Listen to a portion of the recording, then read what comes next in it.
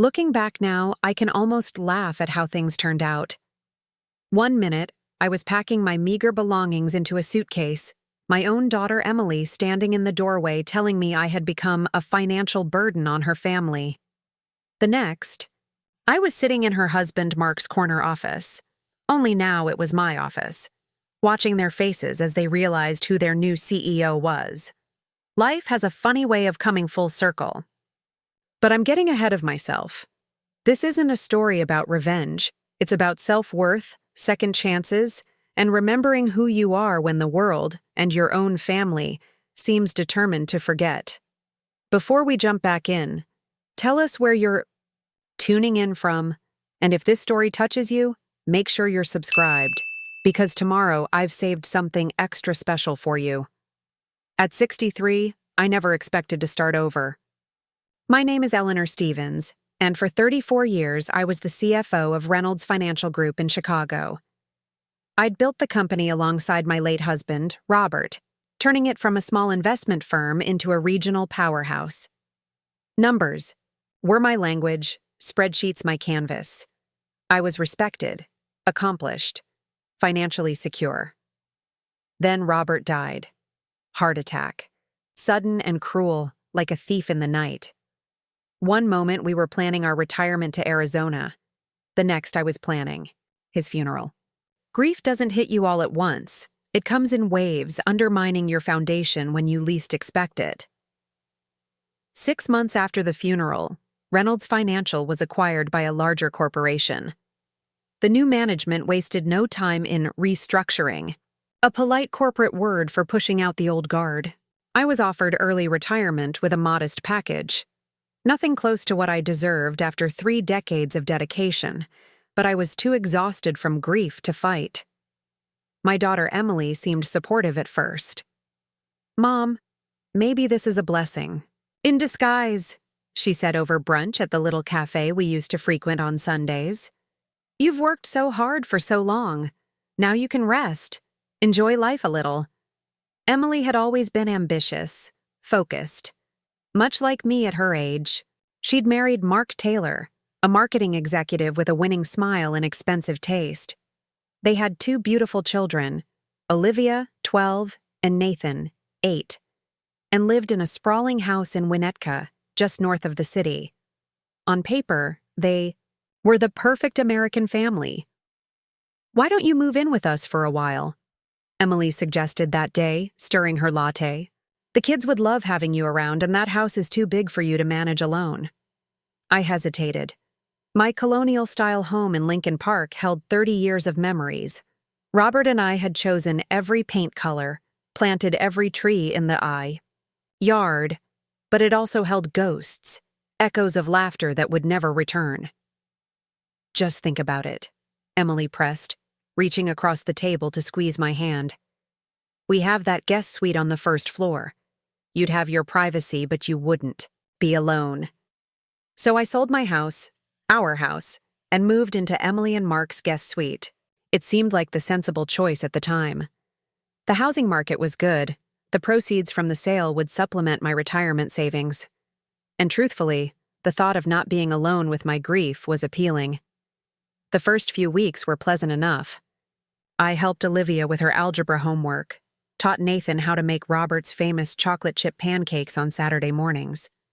I stayed out of Emily and Mark's way, careful not to overstep. It felt like I was finding a new rhythm, a new purpose. Then, the market crashed. Not as bad as 2008, but bad enough. My investment portfolio, which I'd been counting on to support me through retirement, took a substantial hit. The financial security I'd worked my entire life to build suddenly felt as fragile as a house of cards. I didn't panic, not at first. I was a financial expert after all. I'd weathered market downturns before. I adjusted my budget, cut back on expenses, applied for financial advisor positions at smaller firms. But the rejections piled up quickly. "Overqualified," they said. Or worse, the unspoken truth. "Too old." That's when the dynamic in Emily's house began to shift. It started with small comments, offhand remarks that stung more than they should have. Mom, do you really need to buy organic groceries? The regular ones are half the price, Emily said one day as I unpacked my shopping bags. I thought we agreed you'd contribute to the utility bills, Mark mentioned casually over dinner, sliding a statement across the table like a passive-aggressive gauntlet. I did contribute, as much as I could while trying to stretch my dwindling savings, but it never seemed to be enough.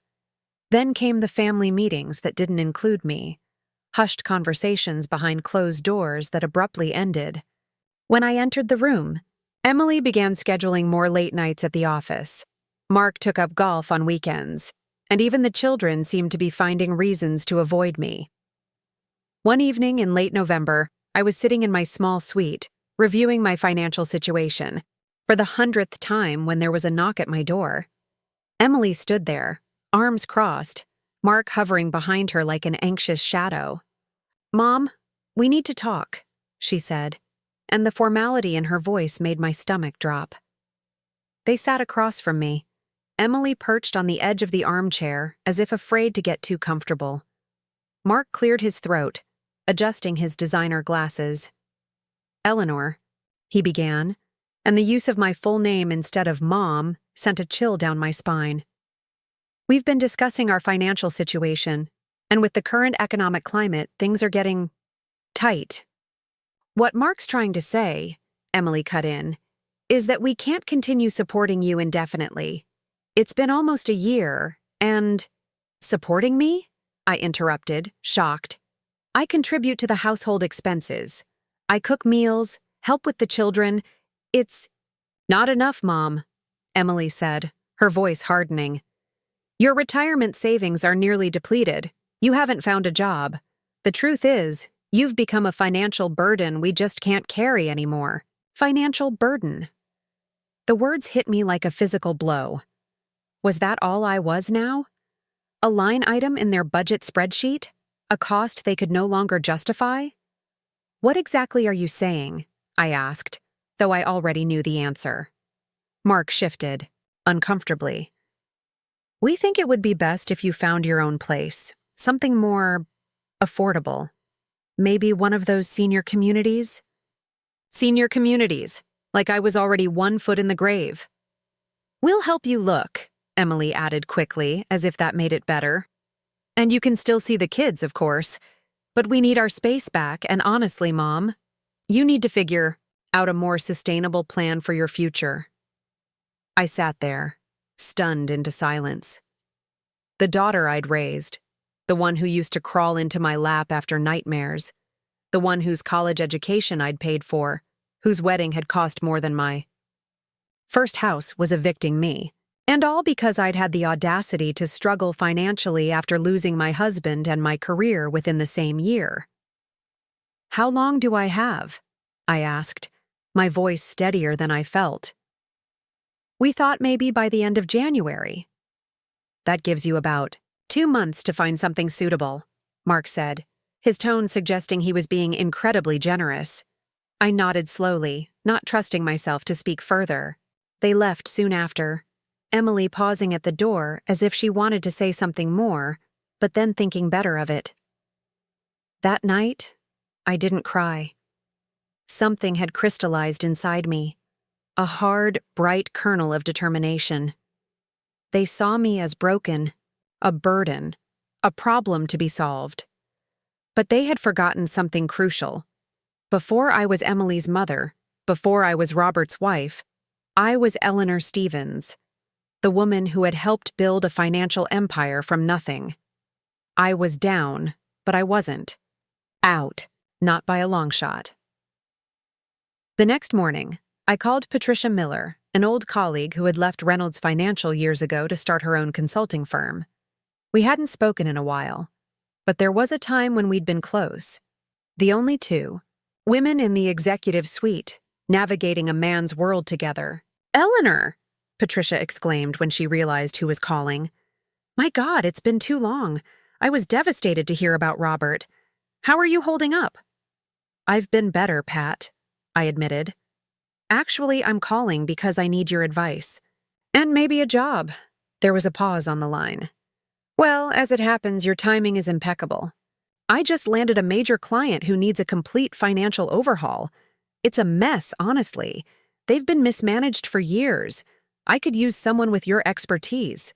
My heart leapt. "Who's the client?" "A mid-sized tech company called Nextech Solutions. Ever heard of them?" I froze. Nextech Solutions. The company where Mark had recently been promoted to chief marketing officer. The company that Emily was always bragging about at family gatherings, as if her husband's success was the only thing that gave her status. "Eleanor, you still there?" "Yes," I said slowly, a plan beginning to form in my mind. "Yes, I've heard of them. Tell me more about what they need." As Patricia outlined the financial disaster that was Nextech Solutions, cash flow problems, misallocated resources, a board that was considering a complete leadership overhaul, I felt a slow smile spread across my face. "I'm in," I said decisively. "When can I start?" Little did Emily and Mark know, but while they were planning to kick me to the curb, I was about to step back into my power and possibly right into their professional lives. They had forgotten who I was, what I was capable of, but they were about to get a very expensive reminder. Preparing and narrating this story took us a lot of time, so if you are enjoying it, subscribe to our channel. It means a lot to us. Now back to the story. The holidays came and went with a tension so thick you could cut it with a knife. I played my part, smiling for the children, helping prepare Christmas dinner, exchanging modest gifts I could barely afford. All while Emily and Mark exchanged meaningful glances whenever I entered a room, as if counting down the days until their problem would be solved. I maintained my composure, even as I noticed how they'd begun treating me like a child, speaking more loudly than necessary, explaining simple concepts as if I'd suddenly lost my mental faculties along with my financial stability. It was the kind of subtle diminishment that people my age endure daily, but coming from my own daughter, it cut deeper than she could imagine. "Mom, don't forget to take your vitamins," Emily would say at breakfast, sliding the pill organizer toward me in front of the children, as if I were now the dependent rather than the woman who had once managed millions in assets. "Eleanor, I've written down the bus schedule for you," Mark offered one evening, handing me a printed sheet. "Since you're watching your expenses, public transportation might be more economical than those Uber rides." The patronizing tone, the assumption that I couldn't navigate basic tasks on my own. It was all part of the narrative they'd created to justify pushing me out. In their minds, I wasn't just financially burdensome. I was becoming incompetent, unable to care for myself. The reality they'd constructed made their actions noble rather than cruel. But underneath my placid exterior, I was busy. Patricia had arranged for me to begin consulting work with Nextech Solutions in early January, remotely at first, to assess the situation. This arrangement suited me perfectly. I could work from my small suite while Emily was at her law firm and Mark was at the very company I was now investigating. What I discovered about Nextech was worse than Patricia had initially described. The company had solid products and significant market potential, but its leadership was a disaster. The CEO, Alan Blackwood, was more concerned with maintaining his lavish lifestyle than steering the company through increasingly choppy financial waters. The board was growing restless, investors were getting nervous, and the internal culture was toxic with infighting and blame-shifting. Mark's marketing department was particularly problematic, bloated with unnecessary positions and vanity projects that drained resources while delivering minimal ROI. No wonder he was so concerned about household expenses. His professional house of cards was on the verge of collapse. "This is worse than I thought, Pat," I told Patricia during one of our virtual meetings. "They're 3, maybe 4 quarters away from serious trouble if they continue on this path." Patricia nodded grimly. "The board is already discussing a leadership overhaul. Several key investors are threatening to pull out unless there's a change at the top." "And where exactly do we fit into this mess?" I asked.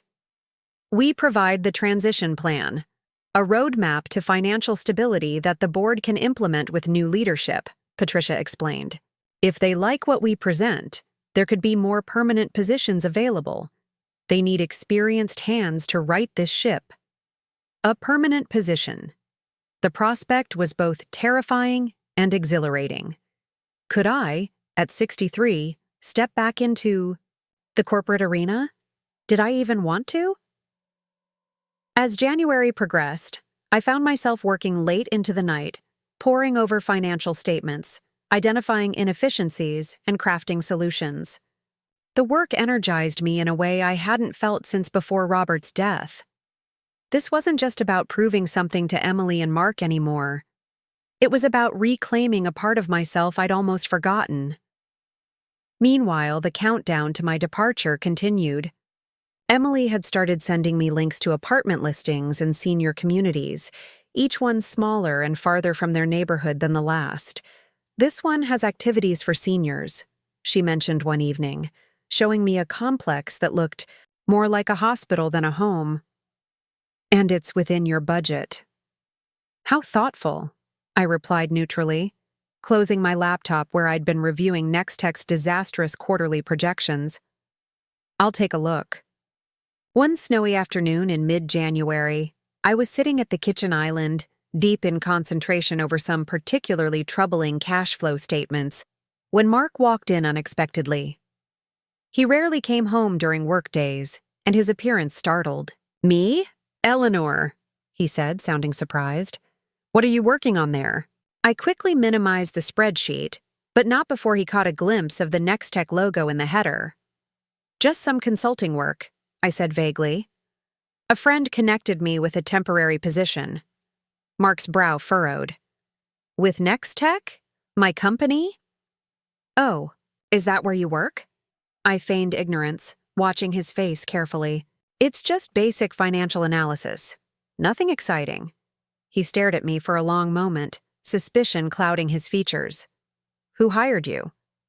A consulting firm is handling the contract, I replied smoothly.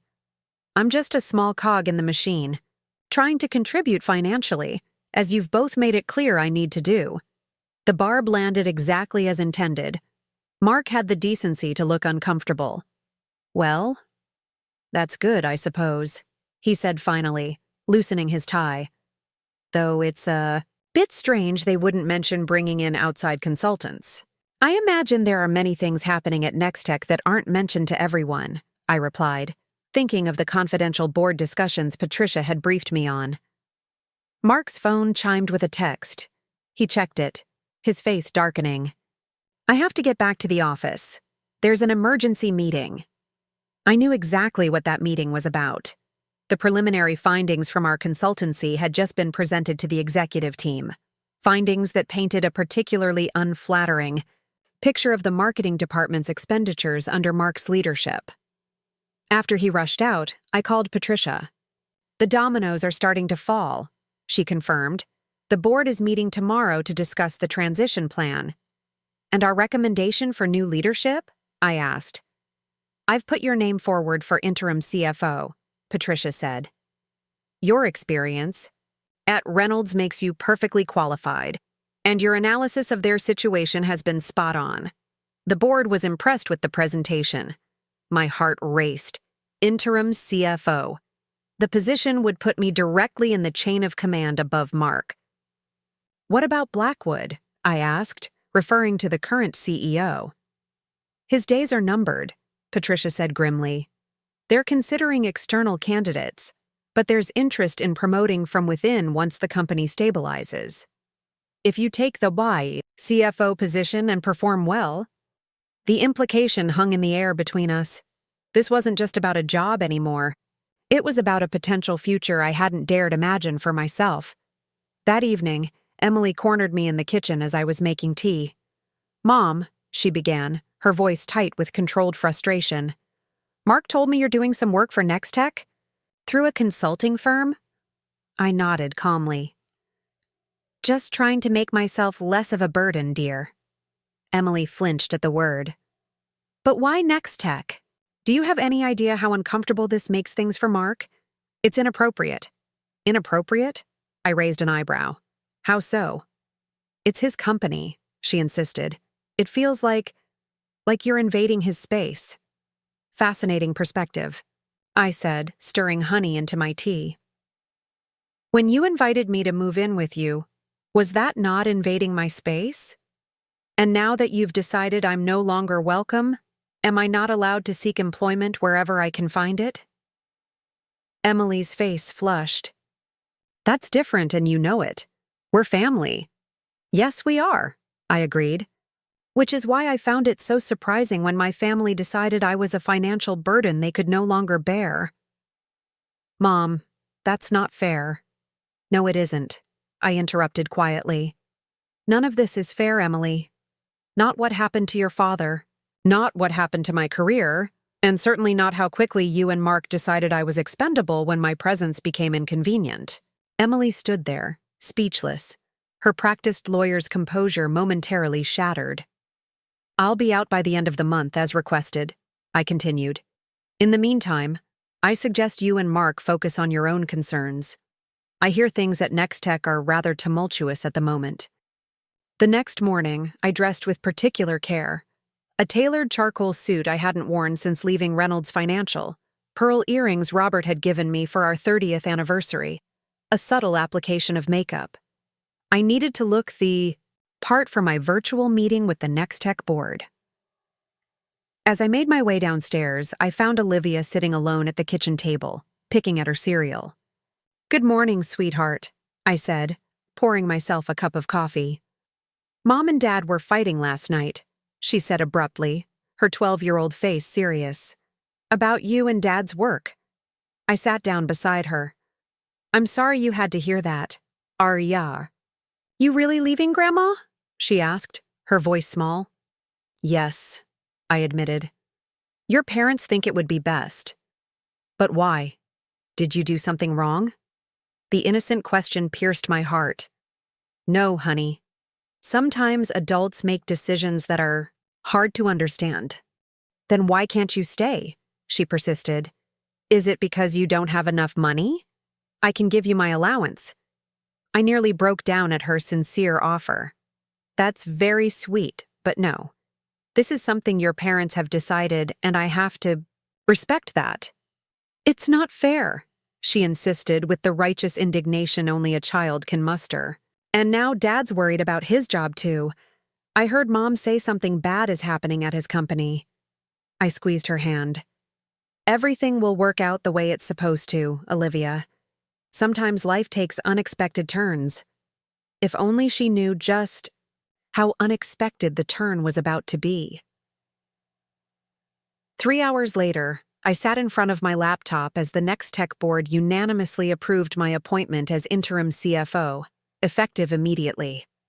The first phase of my transformation from burden to boss was complete, but the real challenge was just beginning. My first official day as Nextech's interim CFO dawned cold and clear. As I dressed in my most authoritative suit, navy blue with subtle pinstripes, I could hear Emily and Mark's hushed, frantic conversation drifting up from the kitchen. Mark had received the company-wide email announcing the leadership changes late the previous evening, and from the raised voices I'd heard, he was not taking the news well. This has to be some kind of sick joke, he had hissed loud enough for me to hear through my closed door. Eleanor? Your mother? As CFO? It's impossible. I don't understand how this happened, Emily had responded, her voice tight with confusion. She was just doing some consulting work. How did she end up in the C-suite?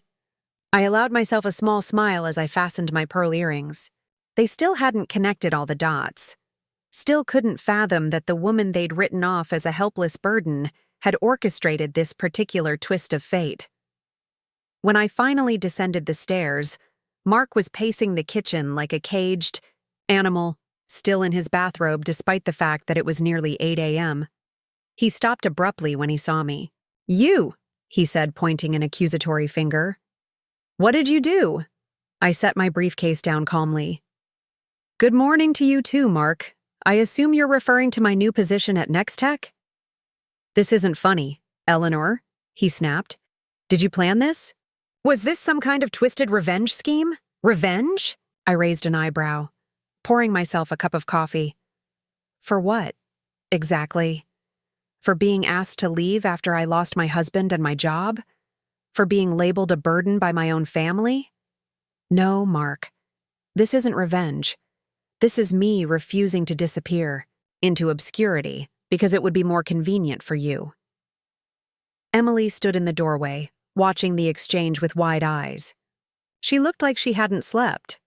"Mom," she said, her lawyer voice failing her for once, "you can't seriously be planning to go to Nextech today, to be Mark's boss." "Not just Mark's boss," I corrected her gently. "As CFO, I'll be overseeing the financial operations of the entire company, including the rather concerning expenditures in the marketing department." Mark's face paled. "Those projects were approved by Blackwood." "Yes, Alan Blackwood." I nodded. "The CEO who was escorted from the building last night after the board reviewed our findings. Quite the spendthrift, wasn't he? Particularly when it came to your department's brand innovation initiatives that somehow never produced measurable results." "This is insane," Mark muttered, running his hands through his hair. "I need to call HR, the board, someone." "By all means," I gestured, to his phone. "Though I should warn you, the board was quite unanimous in their decision. Apparently, my decades of experience as CFO of a major financial institution made me somewhat qualified." The irony in my voice could have cut glass. "You can't do this," Emily interjected, finding her voice at last. "It's a conflict of interest. There are ethics rules." "Actually, I disclosed our family relationship to the board immediately," I interrupted smoothly. "They didn't see it as an issue. In fact, they thought it might be helpful to have someone who could work closely with the marketing team to bring their spending in line with the company's new financial reality." Mark looked like he might be sick. "We asked you to leave because we couldn't afford to support you anymore, and now you're going to control my department's budget." I picked up my briefcase and checked my watch. Life does have a certain poetry to it sometimes, doesn't it? Now, if you'll excuse me, I have an 8:30 meeting with the executive team. "Wait," Emily called as I headed for the door. "What does this mean for our arrangement? Are you still moving out?" I turned back, taking in the confusion on my daughter's face. In that moment, she looked younger somehow, less like the confident attorney who had coldly informed me I was a burden, and more like the little girl who had once run to me with her problems. "Oh, yes," I said softly. "I'll be finding my own place. As you said, it's important for me to be independent. I wouldn't want to be a burden on anyone." The drive to Nextech's headquarters was surreal. The modern glass building loomed against the winter sky, nothing like the traditional architecture of Reynolds Financial where I'd spent most of my career. As I pulled into the parking space newly marked CFO, a sense of both trepidation and exhilaration washed over me. Patricia was waiting for me in the lobby, her familiar smile a welcome sight among so much uncertainty. "Ready for this?" she asked, handing me a security badge with my name and new title. "As ready as I'll ever be," I replied, clipping the badge to my lapel.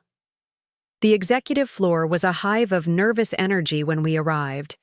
Word of Blackwood's abrupt departure and the board's decision to bring in new leadership had clearly spread like wildfire.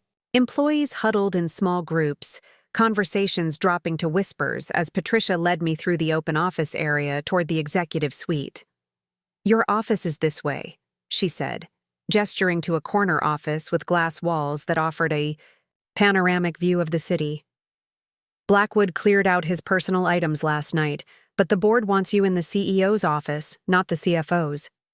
They're serious about you being the primary decision-maker during this transition. The CEO's office." I hadn't anticipated that particular development. The symbolism wasn't lost on me, or, I suspected, on anyone else in the company. This wasn't just a financial advisor role. The board was positioning me as the de facto leader. "When does the executive team arrive?" I asked, setting my briefcase on the imposing desk. They're waiting in the conference room, Patricia replied, including our friend from marketing. Mark had somehow beaten me to the office, despite leaving home after I did. He sat rigidly at the conference table, surrounded by other department heads who looked equally uncomfortable. The tension in the room was palpable as I entered, Patricia at my side. "Good morning," I said calmly, taking the seat at the head of the table. "For those who don't know me, I'm Eleanor Stevens, your new interim CFO.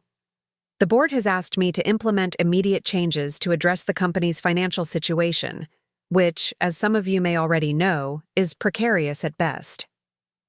Several executives exchanged worried glances. Mark stared fixedly at his tablet, refusing to meet my gaze.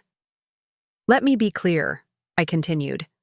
"I'm not here to assign blame for past decisions. I'm here to ensure Nextech has a future. That will require difficult choices, significant restructuring, and absolute transparency from every department." I opened the folder Patricia had prepared, containing summaries of each department's financial status. "Over the next week, I'll be meeting with each of you individually to review your operations, budgets, and staffing. Based on those assessments, we'll develop a comprehensive restructuring plan to present to the board by the end of the month." The VP of Product Development, a younger woman named Jessica Chen, raised her hand tentatively. "Will there be layoffs?" The question hung in the air, heavy with implication. Every person at that table was wondering if their job was on the line. "That depends," I said honestly, "on what we find in our review and how willing each department is to adapt. Our goal is to preserve as many positions as possible while creating a sustainable financial model." My eyes finally met Mark's. Some departments will need to make more significant adjustments than others. The message wasn't subtle, and from the way Mark's jaw tightened, he understood it perfectly. His marketing department, with its bloated budget and questionable ROI, would be under the microscope. After outlining the next steps and timeline, I dismissed the team to begin their preparations. Mark lingered behind as the others filed out, clearly wrestling with his pride. "Eleanor," he began stiffly once we were alone, "I want to make it clear that my department's initiatives were all approved through proper channels. We have documentation. Approved by a CEO who has been removed for financial mismanagement," I interjected calmly. "That's not the protection you seem to think it is, Mark." "This is personal," he accused, lowering his voice. "You're doing this to get back at us." I regarded him coolly. "If I wanted revenge, Mark, I would have had security escort you out of the building this morning along with Blackwood. Instead, I'm giving you the opportunity to prove your department's value, to justify the resources you've been consuming. And if I can't meet whatever arbitrary standards you set, then you'll face the same consequences as any other executive who fails to adapt to the company's new direction," I replied evenly. "This isn't personal, it's business. I suggest you remember the difference." After he stormed out, Patricia closed the conference room door and gave me an appraising look. "That was impressive," she said. "Though I'm guessing Thanksgiving dinner might be a bit awkward this year." I laughed despite myself. "I think we're well past awkward." Back in my new office, I took a moment to absorb the reality of my situation. The irony wasn't lost on me. A month ago, I was being pushed out of my daughter's guest suite for being a financial liability. Now I occupied the corner office of a tech company with the power to reshape its future, including the professional future of the man who had been so eager to see me gone. But as I began reviewing the stacks of financial reports on my desk, I reminded myself that this wasn't about revenge. It was about reclaiming my own worth, about refusing to be discarded. If Mark and Emily learned something about respect and consequences along the way, that would be a secondary benefit. My phone buzzed with a text from Emily. "We need to talk. Tonight." I replied simply, "I'll be working late. Financial crisis to solve. We can talk this weekend." Then I silenced my phone and turned my full attention to the task at hand. Next Tech needed saving, and despite what my family thought, I was more than capable of the job. In fact, I was just getting started. By Friday of my first week, I had conducted preliminary meetings with all department heads except one: marketing. Mark had rescheduled twice, citing emergency client meetings that Patricia quietly confirmed didn't exist. His avoidance tactics were as transparent as they were futile. This conversation was inevitable, and we both knew it. I spent the week diving deep into Nextech's financials, and what I discovered was even more troubling than our initial assessment. The company wasn't just mismanaged. There were irregularities that bordered on fraudulent, particularly in how certain marketing expenditures had been categorized and approved. When I finally cornered Mark for our meeting late Friday afternoon, I was armed with specific questions about transactions that had raised red flags. His assistant gave me a sympathetic look as I entered his considerably smaller office. "Mrs. Stevens," Mark greeted me stiffly, remaining seated behind his desk in what I recognized as a small power play. "I've prepared the department overview you requested." He slid a glossy presentation folder across the desk, filled with colorful charts and marketing jargon. It was a smokescreen, beautiful but substantively empty, designed to distract rather than inform. "Thank you," I said, setting it aside without opening it. "But I have more specific concerns I'd like to address." I placed my own folder on the desk, opening it to reveal a spreadsheet highlighting certain transactions. These expenditures to Horizon Creative Partners, nearly $2.4 million over the past 18 months. Can you explain the nature of this relationship? Mark's expression tightened almost imperceptibly. "They're a boutique creative agency we use for specialized campaigns. Their work has been exceptional." "I see." I nodded, consulting my notes. "And would this be the same Horizon Creative that lists James Taylor as its CEO? Any relation to you?" The why. Color drained from Mark's face. "He's my brother." "Your brother," I repeated softly. How interesting that this relationship wasn't disclosed in any of the vendor documentation or conflict of interest forms. Mark leaned forward, lowering his voice. "Look, Eleanor, this isn't what it seems. Jim's agency does legitimate work for us, top-quality campaigns. Blackwood knew about the connection. He just didn't think it needed to be formalized since the work spoke for itself." $2.4 million of work, I emphasized, at rates significantly above market average, according to our analysis. Work that has produced minimal measurable results for Nextech. That's not just an oversight in paperwork, Mark. That's a serious ethics violation. His expression hardened. "Is this your idea of payback? Digging up whatever you can find to use against me because we asked you to move out?" I closed the folder slowly, meeting his gaze. "No, Mark. This is me doing my job.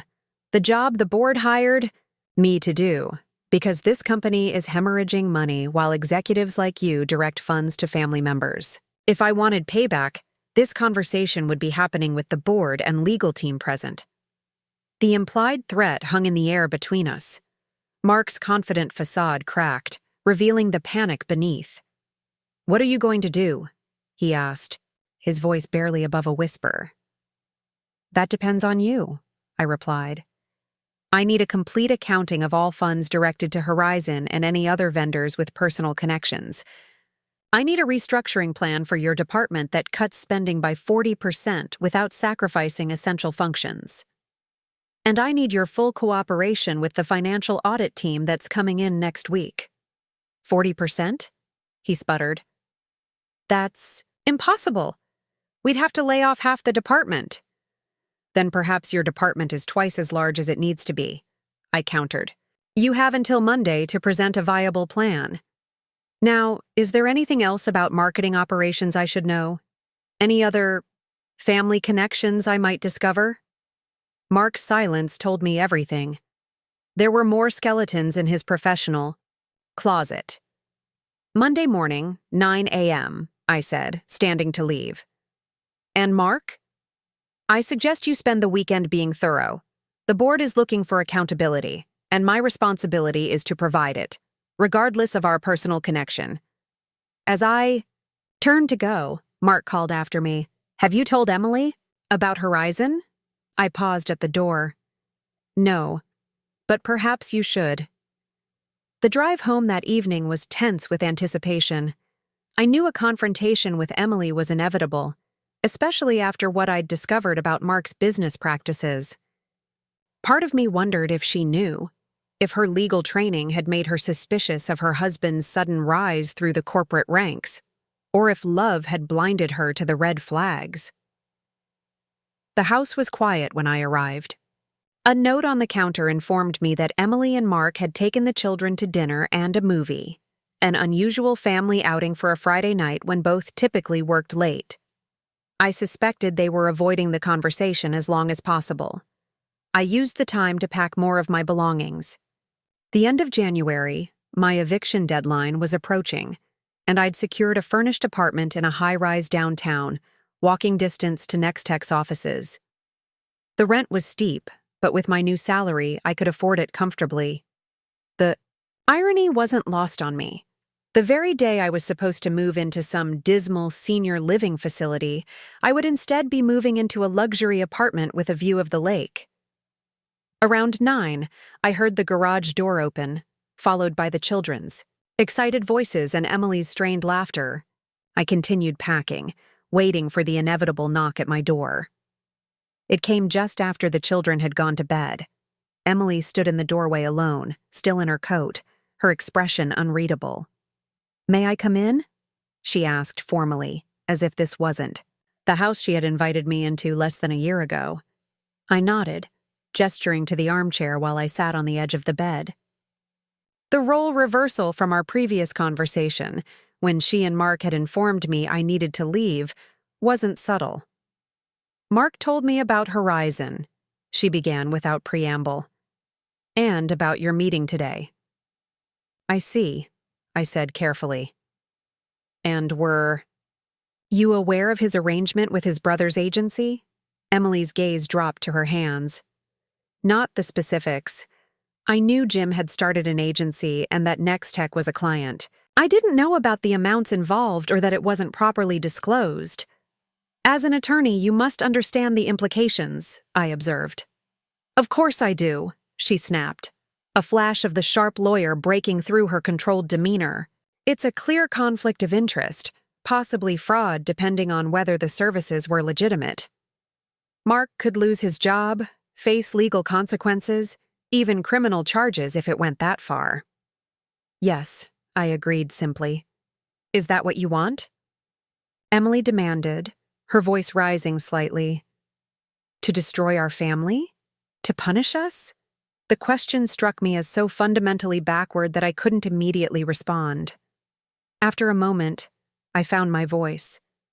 "Emily," I said quietly, "I didn't create this situation. Mark did. And while we're discussing family, let me remind you that less than a month ago, you and Mark decided I was a burden you could no longer bear, despite everything I've done for you throughout your life." "That was different," she insisted, echoing her words from our previous argument. "We were struggling financially. Were you?" I interrupted.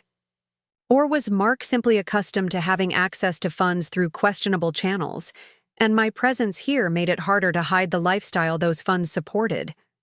Emily's expression faltered.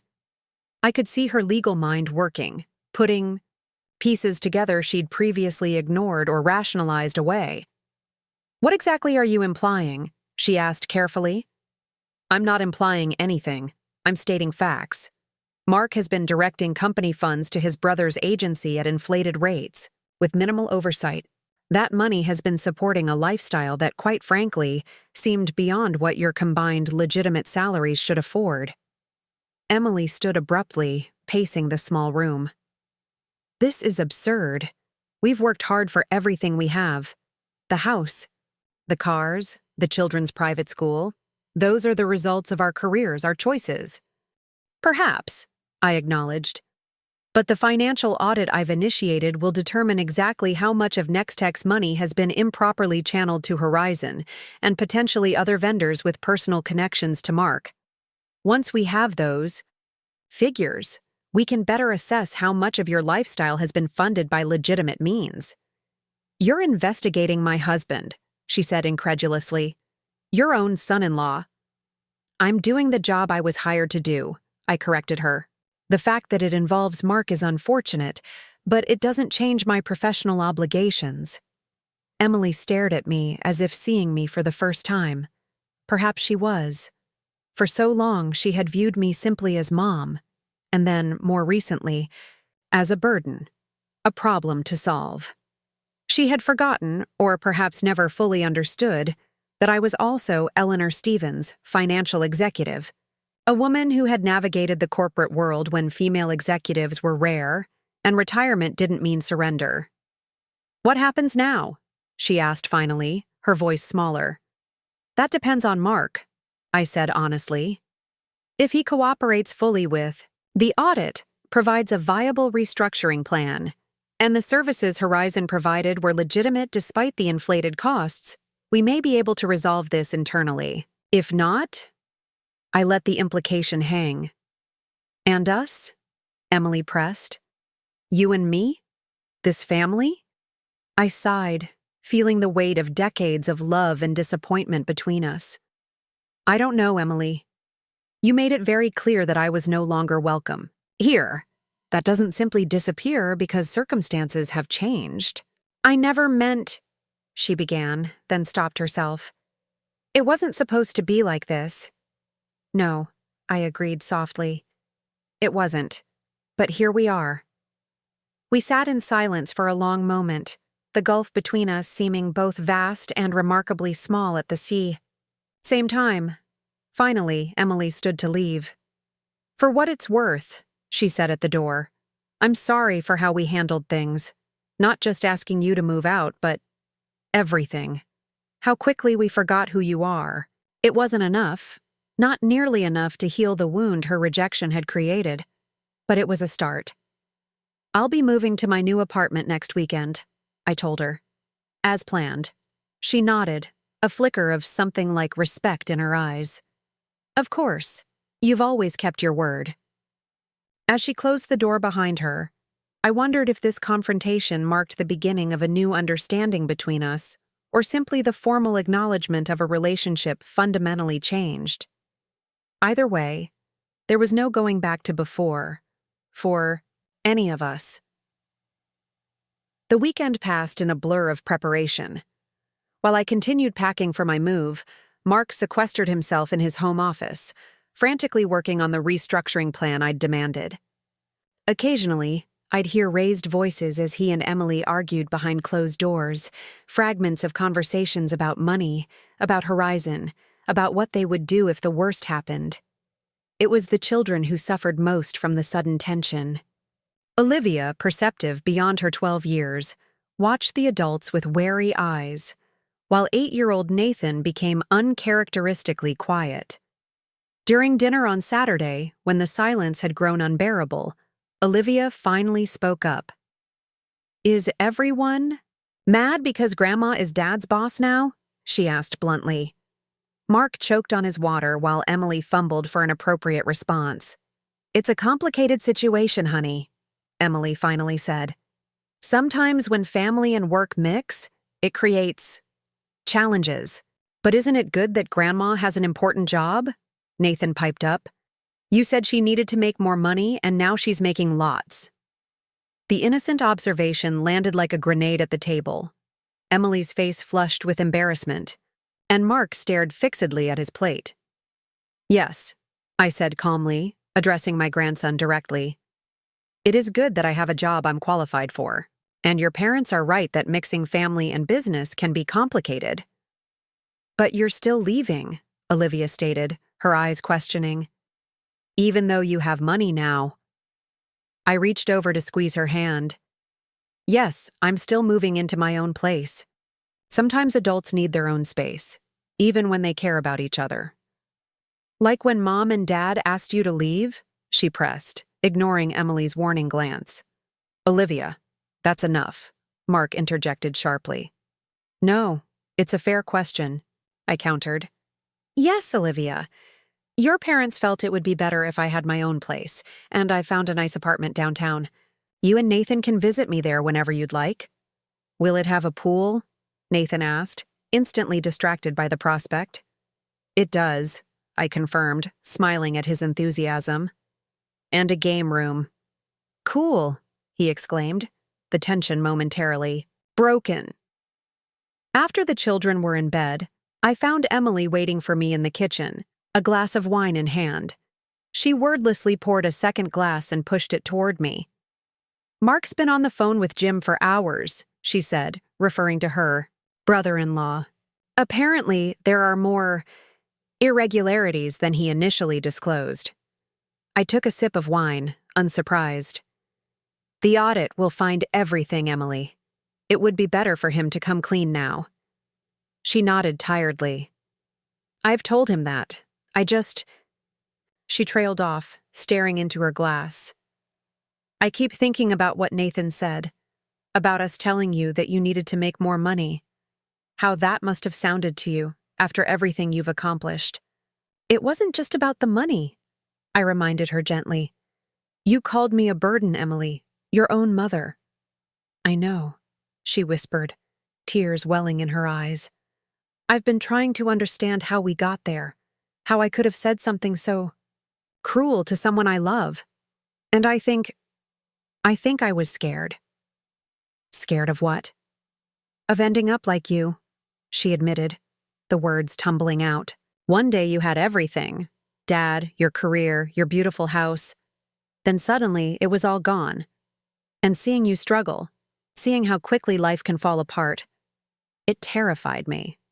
Instead of helping you, I pushed you away because I couldn't bear to look at what might be my own future. The raw honesty of her admission caught me off guard. For the first time, I glimpsed the frightened daughter beneath the cold attorney's exterior. Emily, I said carefully, life gives no guarantees. Everything I built with your father could be taken away, yes. But the skills, the experience, the resilience, those remain, as you've now seen. She nodded, wiping away a tear. I underestimated you. We both did. And Don't, I interrupted. Don't apologize again until you're ready to truly understand what went wrong between us. This isn't just about Mark's job or my new position. It's about respect, about remembering that I'm still the woman who raised you, who taught you to stand on your own.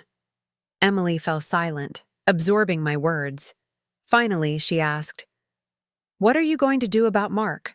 About Horizon? That depends on him, I replied honestly. On Monday, we'll see if he's prepared to make this right. Monday morning arrived with a snowstorm that blanketed Chicago in white. I left early, before the rest of the household was awake, leaving a note that I'd see Mark at the office. The drive was treacherous, but I welcomed the challenge, something tangible to navigate, unlike the murky ethical waters awaiting me at Nextech. Patricia met me in the lobby with 2 steaming cups of coffee and a knowing look. Ready for the showdown? She asked, falling into step beside me. Is it that obvious? I sighed, accepting the coffee gratefully. Only to someone who knows you, she assured me. Mark arrived 20 minutes ago, looking like he hasn't slept in days. He's waiting in your office. Indeed, when I entered the CEO's office, Mark was already seated, a thick binder on his lap, dark circles under his eyes. He stood awkwardly. As I entered, our family relationship and professional hierarchy creating an uncomfortable dance of formality. Eleanor, he began, then corrected himself. Mrs. Stevens, I've prepared the restructuring plan you requested, along with a complete accounting of Horizon's work for Nextech and other relevant vendor relationships. I took the binder, noting its weight. Other relationships? Mark swallowed hard. Yes. After our conversation, I realized it was better to disclose everything now. Horizon wasn't the only Connection. I skimmed the documents. My heart sank. The situation was worse than I'd anticipated. Mark had established a web of vendor relationships with friends and family members, channeling millions of Nextech's dollars through these connections over the past 3 years. While most provided some legitimate services, the pricing was grossly inflated, with kickbacks flowing back to Mark through consulting fees and referral bonuses. "This is serious," I said finally, looking up to meet his gaze. "Beyond serious. Mark, this is systemic fraud." He nodded miserably. "I know. It started small, just helping Jim's new agency get a foot in the door. Then it grew, and before you knew it, you were stealing from your employer to fund a lifestyle you couldn't otherwise afford," I finished for him. "The house in Winnetka, the luxury cars, the private schools, all built on fraudulent contracts." Mark's face crumpled. "What happens now?" It was the moment of truth, the crossroads where personal feelings and professional obligations collided. Part of me, the wounded mother who'd been labeled a burden and asked to leave, wanted to let justice take its natural course. Another part, the grandmother who loved Olivia and Nathan, recognized the devastating impact this would have on innocent children. "The board meeting is tomorrow," I said carefully. "I'm obligated to present my findings, including these disclosures." "They'll fire me," Mark whispered. "Possibly press charges." "Yes," I agreed. "That is the most likely outcome." "And there's nothing you can do?" he asked, a desperate edge to his voice. "For Emily's sake? For the kids?" "I didn't create this situation, Mark," I reminded him, echoing the words I'd said to Emily. "And I won't compromise my professional ethics to cover it up." His shoulders slumped in defeat. "I understand. I'll clear out my office today." "No," I said firmly. "You'll stay right where you are until the board makes its decision. Running now would only make things worse." As he turned to leave, I added, "Mark, I do have one question. When you and Emily decided I was a burden you could no longer support, was it really about finances? Or was it because having me in the house made it harder to maintain the fiction that your lifestyle was legitimate?" He paused at the door, not turning around. "Both," he admitted quietly. "We were overextended financially. Because the kickbacks had slowed down. Blackwood was getting suspicious. And having you there, a financial expert under our roof, felt risky. I was afraid you'd see through it all." "I see," I said, the final piece of the puzzle clicking into place. "Thank you for your honesty, at least at the end." After he left, I sat alone in the imposing office, weighing my responsibilities. As interim CFO, my duty to Nextech was clear: present the facts to the board, including Mark's fraudulent vendor network, and recommend appropriate action. As a mother and grandmother, the implications were far more complex. Patricia knocked lightly before entering with more coffee. "That bad?" she asked, noting my expression. "Worse," I confirmed, pushing the binder toward her. "Mark's been running a kickback scheme involving multiple vendors, including his brother's agency. Millions of dollars over several years."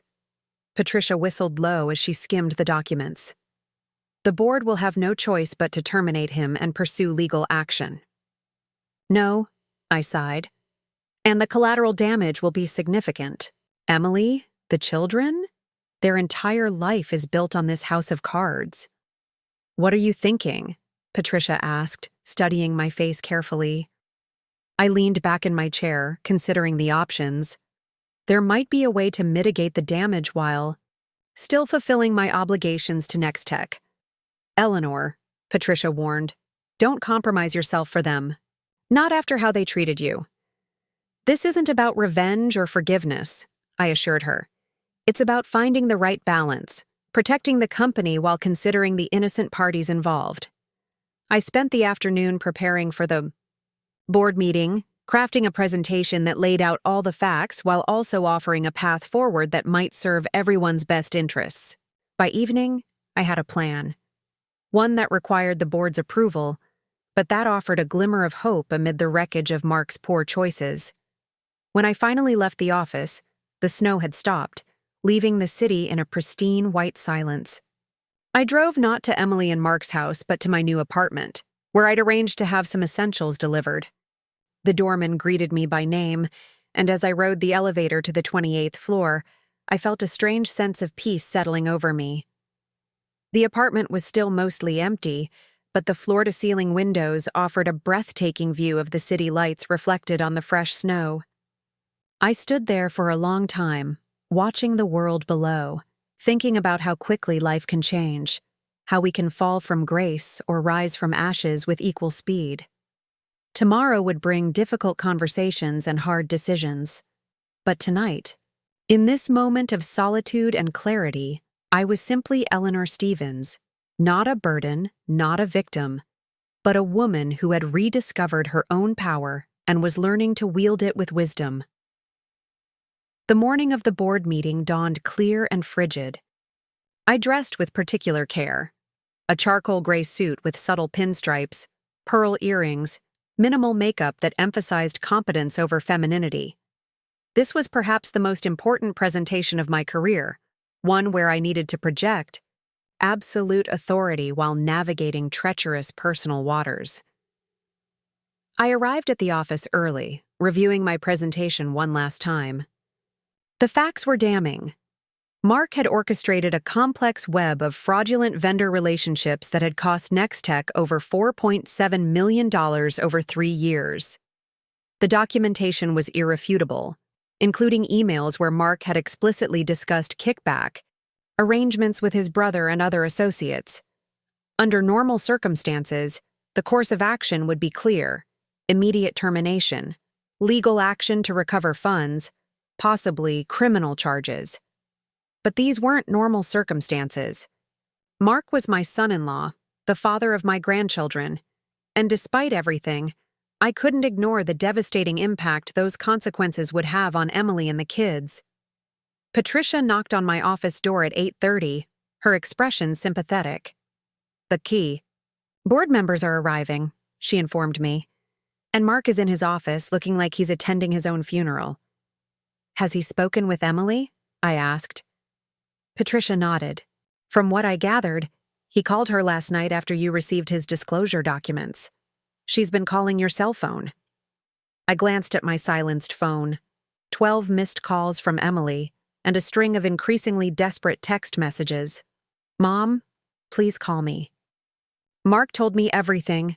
We need to talk before the board meeting. Please don't do this to our family. The kids need their father." The last message had come through just 20 minutes ago. "I know we hurt you, but this isn't the way to make it right." She still thought this was about revenge, that I was deliberately destroying Mark's career as payback for their treatment of me. The realization stung more than I expected.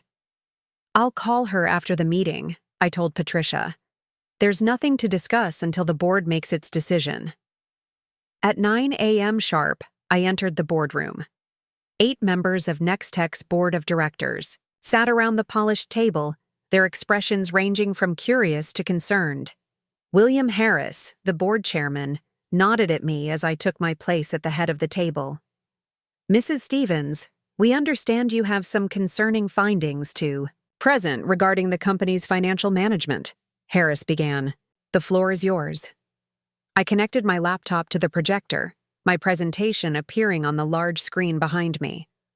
The title slide read simply, "Financial Irregularities and Proposed Remediation Plan." "Thank you, Mr. Chairman, members of the board," I began, my voice steady despite the weight of what I was about to present. Over the past 2 weeks, my team has conducted an in-depth review of Nextech's vendor relationships and financial controls.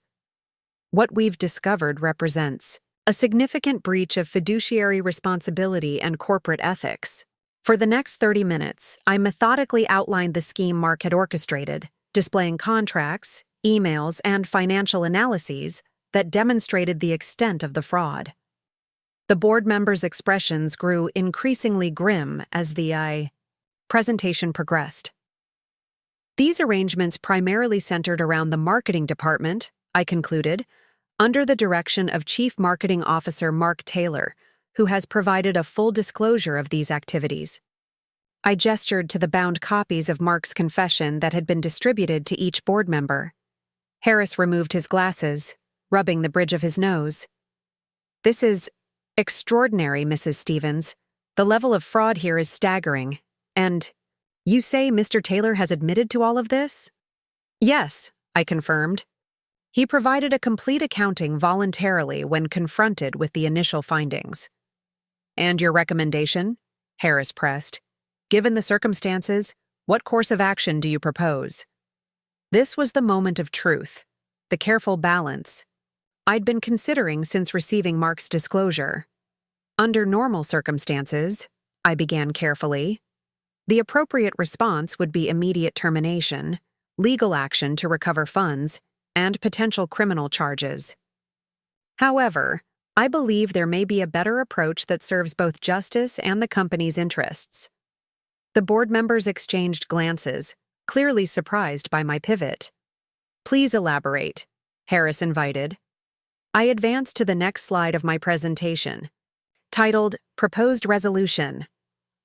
Mark Taylor possesses intimate knowledge of these fraudulent arrangements, including those involving external parties we have yet to fully identify. His cooperation could be invaluable in recovering funds and preventing similar schemes in the future. I outlined my proposal. Mark would be removed from his position as CMO, but retained as a special advisor to the new Financial Oversight Committee, with a drastically reduced salary and the stipulation that he assist in recovering the misappropriated funds. He would sign a legally binding agreement to repay his share of the fraudulently obtained money through a garnishment of his reduced wages.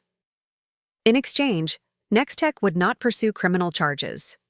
This approach offers several advantages, I explained. First, it keeps the matter largely internal, avoiding the negative publicity of a criminal fraud case involving a C-suite executive. Second, it provides a pathway to recovering the misappropriated funds. Third, it allows us to leverage Mr. Taylor's knowledge to strengthen our financial controls and prevent similar situations in the future. Harris leaned forward, studying me intently. "Mrs. Stevens, your proposal is unexpected, given the severity of Mr. Taylor's actions. May I ask what's motivating this more lenient approach?" I met his gaze directly. "Transparency requires me to acknowledge that Mark Taylor is my son-in-law. However, I want to be clear that my recommendation is based solely on what I believe best serves Nextech's interests, not personal considerations." A murmur ran through the board members. Harris's eyebrows rose slightly. "That's quite a disclosure," he said. "And it wasn't in your initial hiring documentation." "It was discussed with the Executive Search Committee," I clarified. "But given the sensitivity of today's matters, I wanted to ensure this relationship was clear to the full board." Harris nodded slowly. "I appreciate your candor.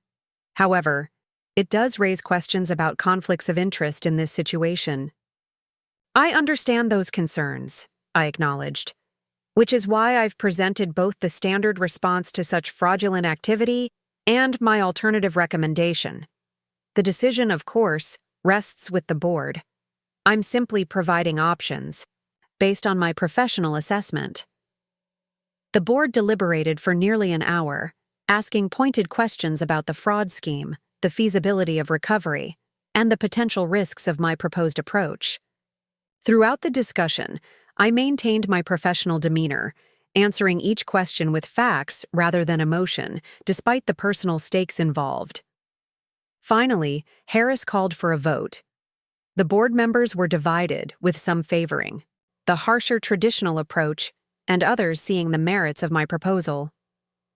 In the end, they reached a compromise. Mark would be demoted to a consultant position to assist with the recovery efforts, but the legal department would prepare to pursue criminal charges if full cooperation and repayment weren't forthcoming. "Mrs. Stevens," Harris said as the meeting concluded, "the board acknowledges the difficult position you've been placed in, balancing professional obligations against family considerations. Your handling of this situation has been commendable, though we'll need to establish additional oversight for matters involving Mr. Taylor going forward. I understand completely, I replied, and I appreciate the board's consideration of my recommendation.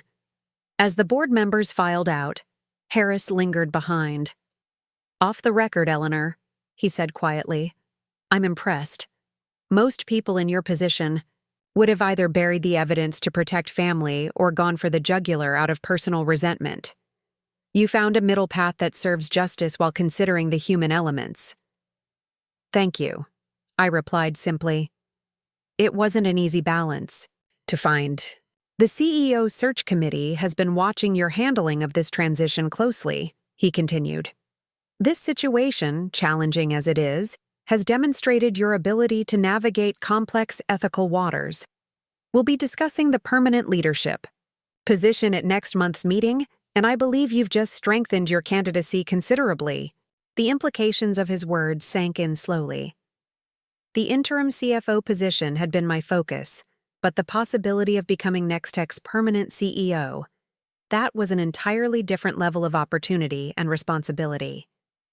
After Harris left, I sat, alone in the boardroom, the weight of the morning's events settling around me.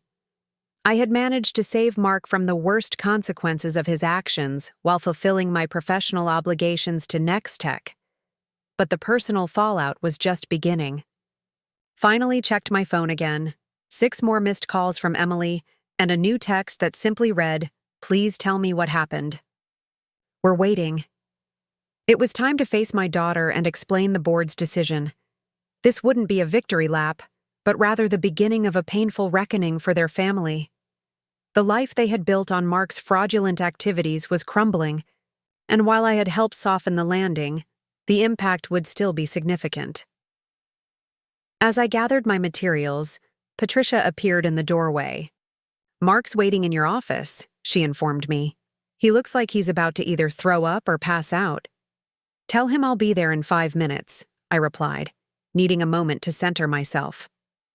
When I finally entered my office, Mark stood by the window, his back to the door, shoulders slumped in defeat. He turned as I entered, his face ashen. "It's done," I said simply, setting my presentation materials on the desk. "The board has made its decision." "And?" he asked, his voice barely audible.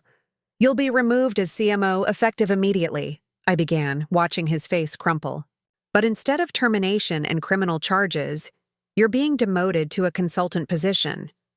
You'll work with the Financial Oversight Committee to recover the misappropriated funds and identify all parties involved in the scheme." His eyes widened in disbelief. "They're not pressing charges?" "Not at this time," I clarified.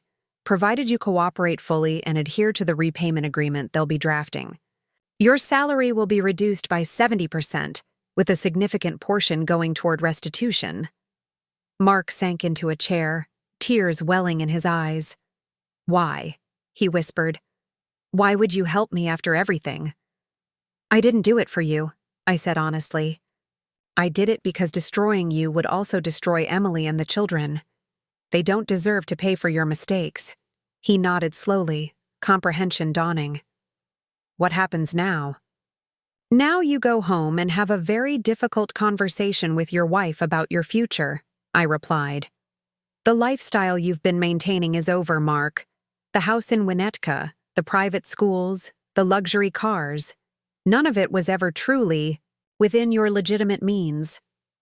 "I know," he acknowledged, his voice breaking. "I just wanted to give them the best of everything." "Instead, you built their lives on a foundation of lies," I said, not unkindly, but unflinchingly honest. "The best thing you can give them now is the truth, and a father who takes responsibility for his actions." As Mark left my office, visibly shaken, but with his professional life at least partially intact, I realized that the power I now held wasn't just about corporate authority or financial control. It was about shaping consequences, about determining how justice would be served. I had chosen mercy over vengeance, not because Mark deserved it, but because Emily and the children needed it.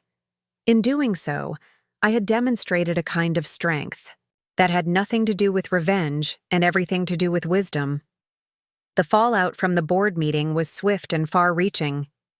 By that afternoon, the executive team had been informed of Mark's demotion, though the specific reasons were couched in vague corporate language about financial irregularities and restructuring.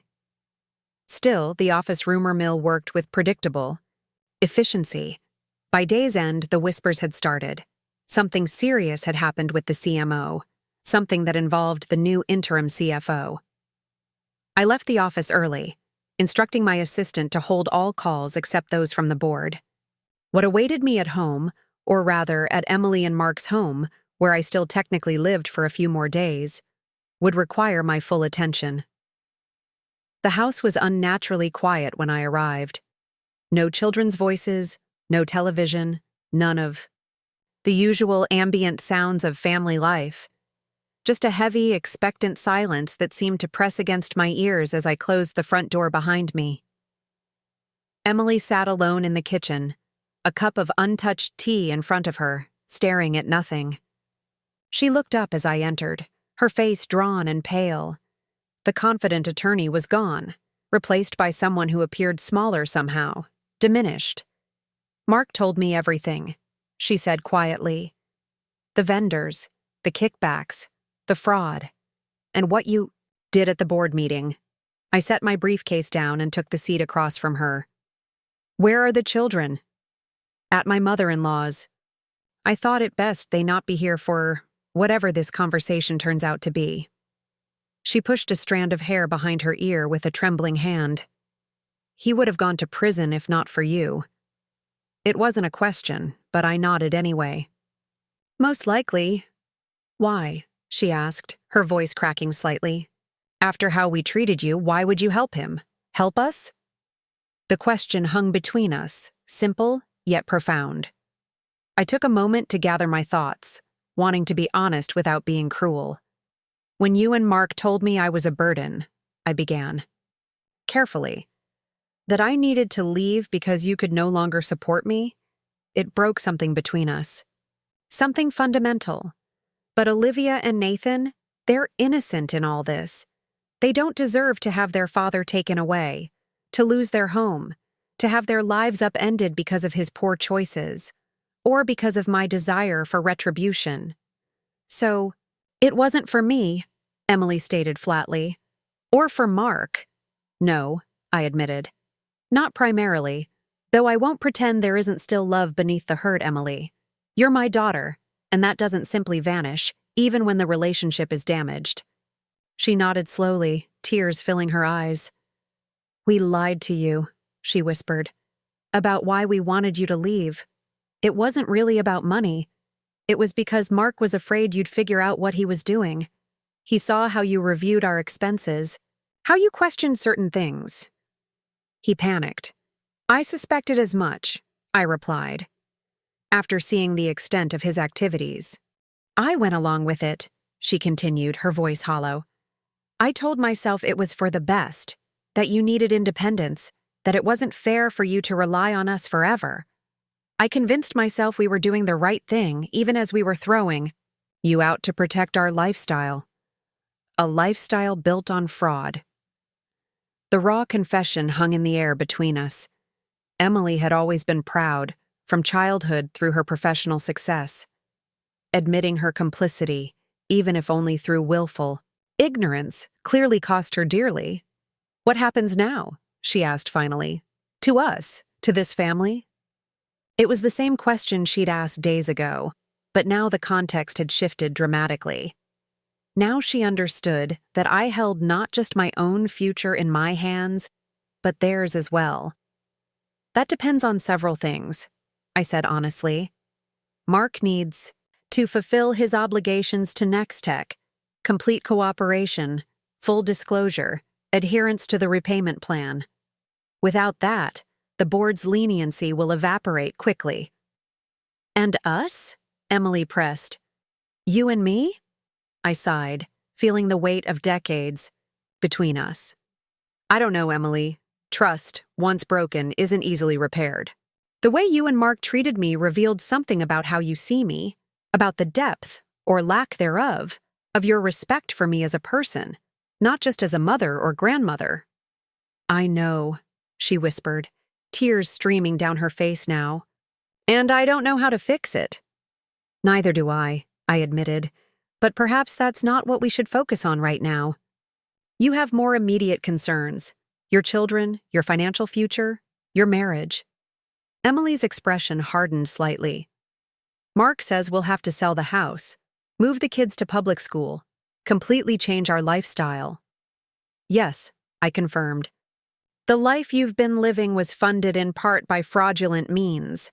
Continuing it would be impossible, even without the repayment obligations. She nodded, resignation settling over her features. It feels like punishment. It's not punishment. Emily? I corrected gently.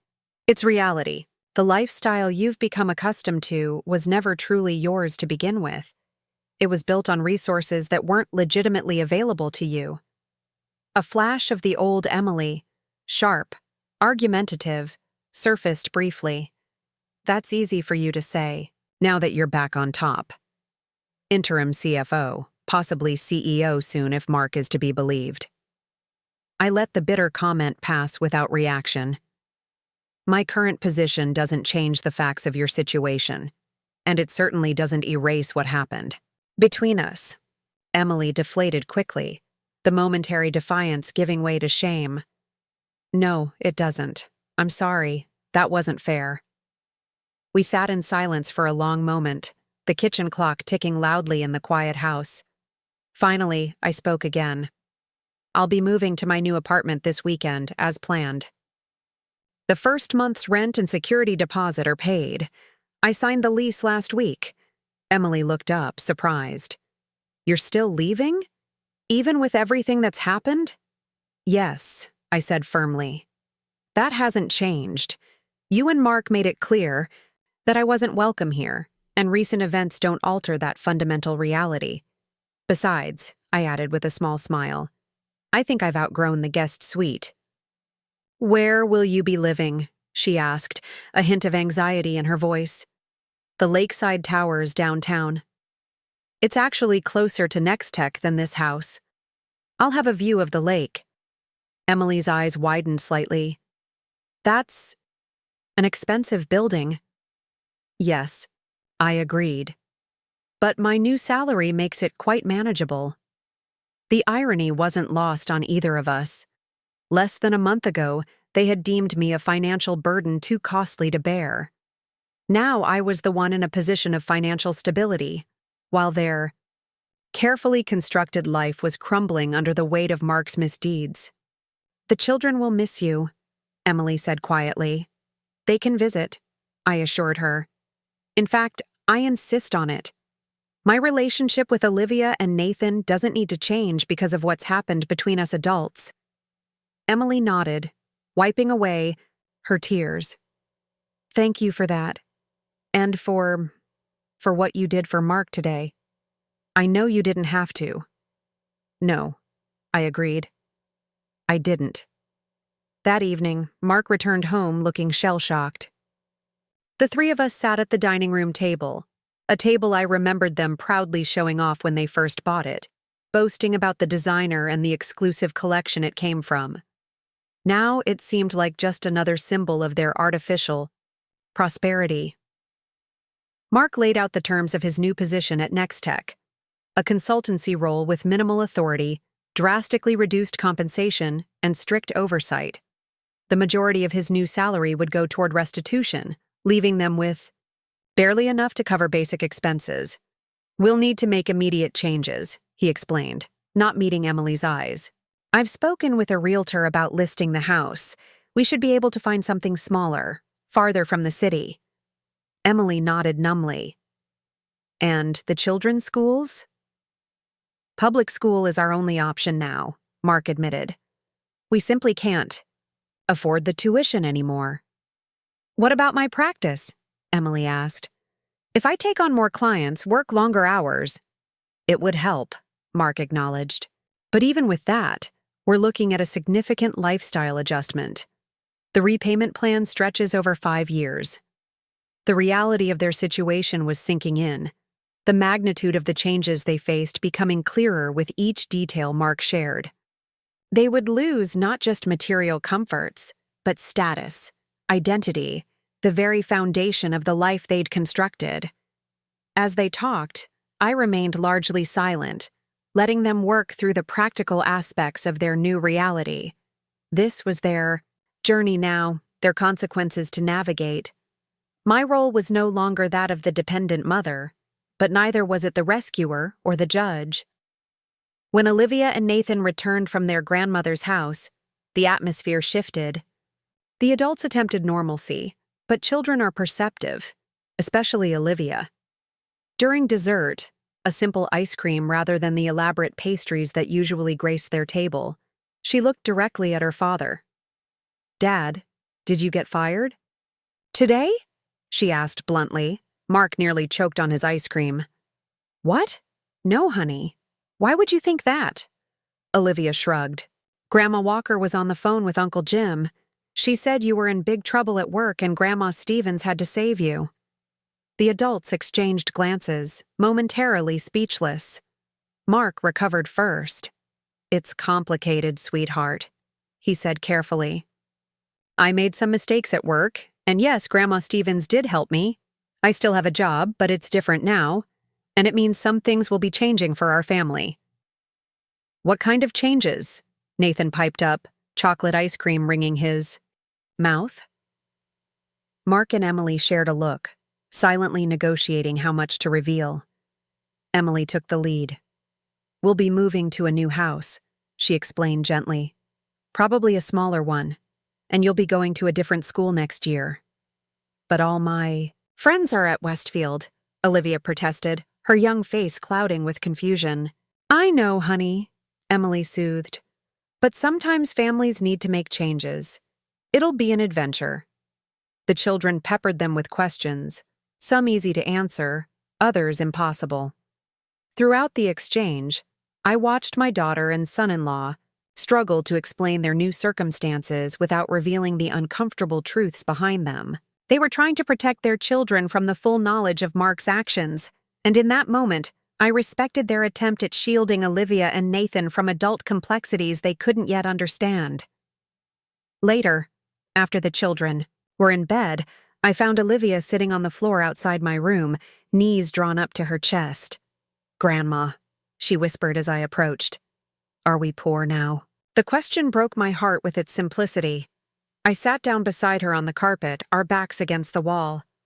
"No, sweetheart," I said gently. "You're not poor. Your family has to make some changes, yes. But you'll always have what you need. A home, food, clothes, love. Those are the things that matter most." "But we have to leave our house," she persisted. "And my school." I nodded, acknowledging her fear. "Yes, and that's hard. Change can be scary, but sometimes it can also be good. For us. Even when we don't see it at first." She leaned against my shoulder, quiet for a moment. "Will you still be my grandma even when you don't live with us anymore?" "Oh, Olivia," I said, wrapping an arm around her. "I will always be your grandma. Nothing could ever change that. Not where I live, not what happens between your parents and me. Nothing." She seemed satisfied with this answer, and after a few more minutes of quiet conversation, I walked her back to her room. As I tucked her in, something I hadn't done since she was much younger, I realized that amidst all the chaos and hurt, there were still these moments of connection that remained untarnished. The next morning, as I prepared for work, I found Emily waiting for me by the front door, a small envelope in her hand. "What's this?" I asked as she handed it to me. "It's the check you wrote us for household expenses last month," she explained, her voice quiet but steady. "The one Mark and I said wasn't enough. I want you to have it back." I took the envelope, understanding the symbolic gesture for what it was, a small first step toward acknowledging the wrong they had done me. "Thank you," I said simply, tucking it into my purse. It wasn't forgiveness, not yet. but it was something. A beginning, perhaps, of a new kind of relationship built on honesty rather than expectation. As I drove to Nextech that morning, I reflected on how dramatically my life had changed in just a few short weeks. From discarded burden to corporate leader, from dependent mother to independent woman reclaiming her power. The journey wasn't complete. There were still wounds to heal, relationships to rebuild or redefine. But for the first time in longer than I could remember, I was moving forward on my own terms. Moving day arrived with unexpected emotions. As I packed the last of my belongings into carefully labeled boxes, a strange sense of liberation mingled with melancholy. This wasn't the departure I had imagined when Emily and Mark had first asked me to leave. That would have been marked by humiliation and uncertainty. Instead, I was walking away on my own terms, head high, finances secure, professional future bright. Olivia and Nathan insisted on helping, turning the process into something of an adventure. They labeled boxes with elaborate decorations, debated the optimal arrangement of my belongings in the moving truck, and extracted solemn promises about visiting rights to the building's swimming pool. "Will your new place have a guest room?" Nathan asked as he carefully wrapped a crystal vase in bubble wrap. "It has 2 bedrooms," I confirmed. "So there's plenty of space for visitors." "Can we have sleepovers?" Olivia chimed in. "Of course," I assured her. "Anytime your parents agree." Emily, who was helping organize my clothing, glanced up at this exchange. Something complicated passed across her face. Regret, perhaps, or the recognition of what might have been lost had things gone differently at the board meeting. Mark had made himself scarce, mumbling something about needing to handle paperwork related to their house listing. His absence spoke volumes about his discomfort with the situation. In the week since his demotion, he had retreated into himself, spending long hours at Nextech fulfilling his obligations to the Financial Oversight Committee, coming home quiet and subdued. By midday, the moving truck was loaded. I stood in the empty guest suite, taking a final look around. This small space had witnessed a profound chapter in my life: grief, rejection, rebirth. I had arrived broken and was leaving whole. "Mom?" Emily stood in the doorway, her expression tentative. "Are you ready to go?" I nodded, picking up my purse and the small carry-on containing essentials for the night. "Yes, the movers know where to take everything." I thought, "Maybe the kids and I could ride with you?" she suggested hesitantly. "Help you get settled?" The offer surprised me. A small olive branch extended across the chasm that had opened between us. I considered it briefly, then nodded. I'd like that. The drive downtown was filled with the children's excited chatter about the amenities they'd seen on the Lakeside Towers website: the pool, the rooftop garden, the game room with pinball machines that had particularly captured Nathan's imagination. Emily sat quietly in the passenger seat, occasionally adding to the conversation but mostly lost in her own thoughts. As we pulled into the circular drive of the luxury high-rise, Olivia's eyes widened. "Grandma, this is fancy. It's nice," I agreed, handing my keys to the valet. "Different from what I'm used to, but change can be good." The lobby was elegant without being ostentatious. Marble floors, tasteful artwork, a fountain that created a soothing background ambiance. The concierge greeted me by name, presenting me with my permanent key cards and building access information. "Welcome to Lakeside Towers, Mrs. Stevens," he said warmly. "Your furniture and belongings should be arriving shortly. The movers will use the service elevator." "Thank you, James," I replied, reading his name tag. "These are my grandchildren, Olivia and Nathan, and my daughter Emily. They'll be frequent visitors." He smiled, making a note in his system. "Wonderful. I'll add them to your approved guests list." We took the elevator to the 28th floor, the children pressing their noses against the glass wall to watch the city shrink beneath us. When the doors opened directly into my apartment foyer, a private entrance being one of the building's luxury features. Nathan let out an appreciative whistle. "Grandma, this is awesome!" The apartment was empty of furniture but still breathtaking. Floor-to-ceiling windows showcased Lake Michigan, sunlight dancing on the water's surface. The open-concept living and dining area flowed into a gourmet kitchen, with marble countertops and stainless steel appliances. The master suite featured a walk-in closet larger than the entire guest room I'd occupied at Emily's house. "This place is amazing," Olivia breathed, spinning slowly to take in the panoramic views. Emily stood silently by the windows, gazing out at the cityscape. When she finally spoke, her voice was soft with realization. "You'll be happy here." It wasn't a question but an acknowledgement that I deserved this space, this fresh start, this independence that they had so callously demanded and now watched me embrace on my own terms. "I think I will," I agreed, joining her at the window. The movers arrived shortly after, transforming the empty space into my new home with efficient precision.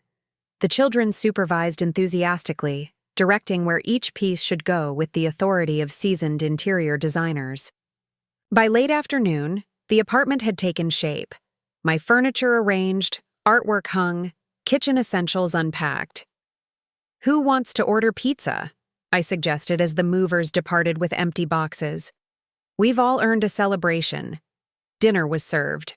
On my small balcony, the children delighting in the novelty of eating outdoors 28 stories above the city.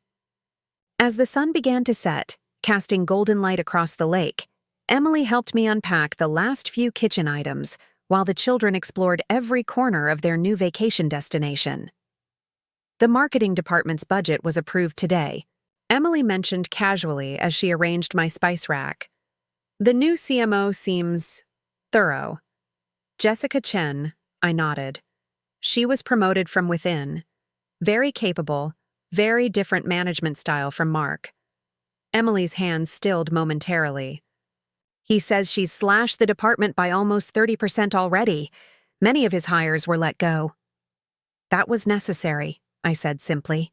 The department was bloated with positions that served no essential function. "I know," Emily sighed. "It's just, everything's changing so quickly. The realtor thinks we'll have an offer on the house by next week. We've started looking at apartments in Henderson Park." Henderson Park was a middle-class suburb, pleasant but a far cry from Winnetka's. Prestige. The adjustment would be significant, particularly for Emily, who had always placed great value on appearances and status.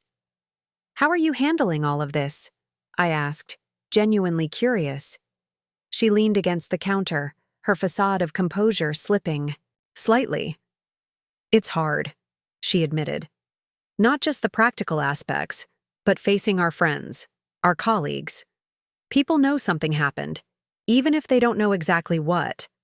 They see the house listing, hear about Mark's new role at Nextech, notice when we withdraw the kids from their private schools. The whispers have already started." "That must be difficult," I acknowledged, remembering how important Emily's social standing had always been to her. "The hardest part," she continued, her voice dropping to ensure the children couldn't hear, "is knowing we did it to ourselves. Or rather, Mark did, and I was too comfortable to ask questions I should have asked. And now? Now I'm asking all. The questions," she said with a hollow laugh. "About our finances, about the legal implications, about how we rebuild from here. My practice is solid, thankfully. I can support us, though not in the style we've become accustomed to." I nodded, recognizing the resilience that had always been part of Emily's character, though sometimes overshadowed by her ambition. "You'll adapt. You always have." "Like you did," she observed quietly. "When Dad died, when you lost your position at Reynolds, when we—" She trailed off, unable to directly reference their rejection. "Yes," I agreed. "Life rarely follows the path we expect. The question is whether we let changes define us or whether we define ourselves through how we respond to them." After pizza and ice cream, as the city lights began to twinkle below us, Emily gathered the children to leave. Nathan hugged me fiercely, extracting a promise that he could swim in the pool next weekend. Olivia's embrace was gentler but no less heartfelt. "I'm glad you have a nice place, Grandma," she whispered, "even if I wish you still lived with us." Emily lingered after sending the children to the elevator. "Thank you for letting us be part of this," she said, gesturing to the apartment. "For sharing this new beginning with us." "They're my grandchildren," I replied simply. "And you're my daughter despite everything. That doesn't change, even when other things do." She nodded, tears shimmering in her eyes. "Can I ask you something?" "Of course." "Are you happier now? Without us, I mean." The question caught me off guard with its unexpected vulnerability. Emily, who had always projected such certainty, such self-assurance, was asking if I was better off without her family in my daily life. "I'm different now," I replied carefully. "Stronger in ways I might not have discovered if you hadn't pushed me out, but happier isn't quite the right word. More complete, perhaps. More aware of my own capabilities." She absorbed this with a thoughtful nod. "I'm glad. Not for how it happened, but for where you've landed." She gestured around the beautiful apartment. "You deserve this, Mom. All of it." After they left, I stood alone in my new living room, watching. The city spread out beneath me like a carpet of stars. From burden to boss in less than a month, the transformation still felt surreal at times. Yet here I was, standing in an apartment I could easily afford, preparing for another week as interim CFO of a company that was steadily righting itself under my guidance. The next morning, I woke to sunlight streaming through windows I had purposely left uncovered, wanting to be greeted by the lake view. My first official morning in my new home coincided with another significant milestone. The board had called a special meeting to discuss the company's leadership structure going forward. I dressed with particular care. A deep blue suit that complemented my silver hair, minimal jewelry that conveyed confidence without ostentation. This could be the day they officially offered me the CEO position, or it could be the day they informed me they were bringing in an outside candidate. Either way, I was prepared. The office hummed with a different energy these days. The initial shock of Blackwood's removal and the subsequent restructuring had given way to a cautious optimism. Under my leadership, unnecessary expenses had been cut, inefficient processes streamlined, and a clear vision for the company's future established. The stock price, which had been sliding for quarters, had stabilized and even shown modest growth. Patricia met me at the elevator with coffee and a knowing smile. "The board is already here," she informed me. "Full attendance, including 2 members who called in from overseas. Something tells me this isn't just another update meeting." "We'll see," I replied, maintaining my composure despite the flutter of anticipation in my stomach. As I entered the boardroom, William Harris rose to greet me, his expression unreadable. The other board members watched with varying degrees of interest as I took my seat at the head of the table. "Mrs. Stevens?" Harris began formally. "The board has been impressed with your handling of Nextech's transition over these past weeks. Your financial acumen, leadership skills, and ethical approach to complex situations have not gone unnoticed." I nodded my acknowledgement, waiting for him to continue. "We've been conducting a parallel CEO search," he explained, "interviewing candidates with impressive credentials and experience. However, we've come to a unanimous decision." He slid a folder across the table toward me. Inside was a formal offer letter for the position of Chief Executive Officer of Nextech Solutions, with a compensation package that made my eyes widen slightly despite my effort to remain impassive. "We would like you to lead Nextech forward," Harris stated. "Not as an interim placeholder, but as our CEO. The company needs stability, integrity, and vision. Qualities you've demonstrated consistently since taking the interim CFO role." The moment stretched between us, laden with significance. Just weeks ago, I had been deemed a burden, someone to be set aside, my value diminished by age and circumstance. Now I was being offered the highest position in a company my own son-in-law had once navigated with such entitled confidence. "I'm honored by your confidence," I said finally, "and I accept the position." As handshakes and congratulations circled the table, I felt a profound sense of completion, not of my journey, which would continue to evolve, but of this particular chapter. The cycle that had begun with rejection had culminated in this moment of professional affirmation and personal triumph. Later that day, as news of my appointment spread through the company, I received a text from Emily. "Congratulations, CEO. We're proud of you." Simple words, yet they carried the weight of recognition. Acknowledgement that I had always been more than they had allowed themselves to see. Not just a mother or grandmother, not a burden to be managed, but a woman of substance, capability, and enduring strength. I had been forced out of their home only to find my way back to myself. And in that rediscovery lay the truest victory of all. 6 months passed, bringing changes both expected and surprising. Spring bloomed across Chicago, mirroring the renewal taking place in my own life. Under my leadership, Nextech had stabilized and begun to thrive, our stock price climbing steadily as investor confidence returned. The board's gamble on promoting me had paid off handsomely, earning me a feature in Business Week titled "The Comeback CEO, Eleanor Stevens' Unlikely Second Act." The article had been flattering, if somewhat sensationalized.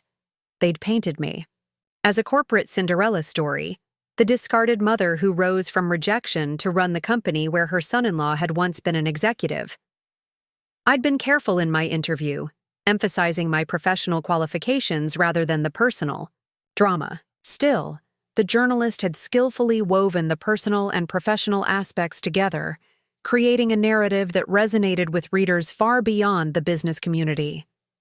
The morning after the article was published, my assistant alerted me to an unusual visitor in the lobby, Mark. We hadn't spoken directly in weeks, our interaction limited to formal emails regarding his ongoing consultancy work with the Financial Oversight Committee. His appearance at my office was unexpected, to say the least. "Send him up," I instructed, curious about what had prompted this visit. When Mark entered my office, I barely recognized him. Gone was the polished executive in designer suits, replaced by a man in modest business casual attire, his appearance simpler but somehow more authentic. He looked healthier than he had in months, thinner, clearer-eyed, less burdened despite his reduced circumstances. "Eleanor," he greeted me, the formality of Mrs. Stevens apparently set aside. "Thank you for seeing me." "Of course," I replied, gesturing to the chair across from my desk. "What brings you here?" He placed a copy of Business Week on my desk, open to the article about me. "I read this yesterday. It's quite a story." "Somewhat embellished," I noted. "Journalists do love their dramatic narratives." Still, he smiled faintly. "It captured the essentials. Your journey these past months has been remarkable." I studied him, trying to discern his purpose. "Thank you. But I doubt you came here just to compliment me on a magazine profile." "No," he agreed, straightening in his chair. "I came to tell you that I've completed the consulting work for the Financial Oversight Committee. All the fraudulent vendor relationships have been identified, documentation has been provided, and recovery processes are in place." "I know," I replied. "I received the committee's final report yesterday. They were impressed with your thoroughness." "It was the least I could do," he said quietly. "After everything." A moment of silence stretched between us, heavy with unspoken acknowledgments. Finally, Mark continued. "I've been offered a position at Harrison Bloom," he said, referring to a mid-sized marketing agency. "Nothing glamorous. I'll be starting nearly at the bottom again. But it's honest work, and it's a chance to rebuild my career on a legitimate foundation. Congratulations, I said sincerely. That's a positive step forward.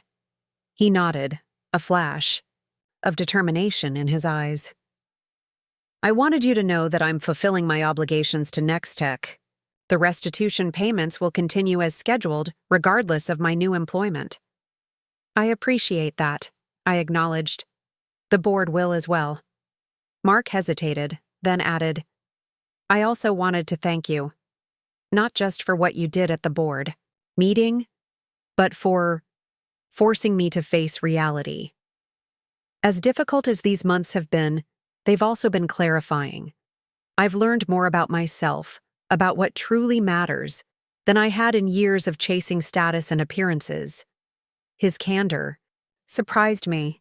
This was a different Mark from the entitled, deceptive man who had engineered my departure from his home just months ago. And Emily and the children? I asked. How are they adapting? A genuine smile crossed his face. Better than I expected. The apartment in Henderson Park isn't Winnetka, but it's becoming home. Olivia's made new friends at her school. Nathan barely noticed the transition. He's just happy there's a park across the street with a baseball diamond. And Emily? She's evolving, he said thoughtfully.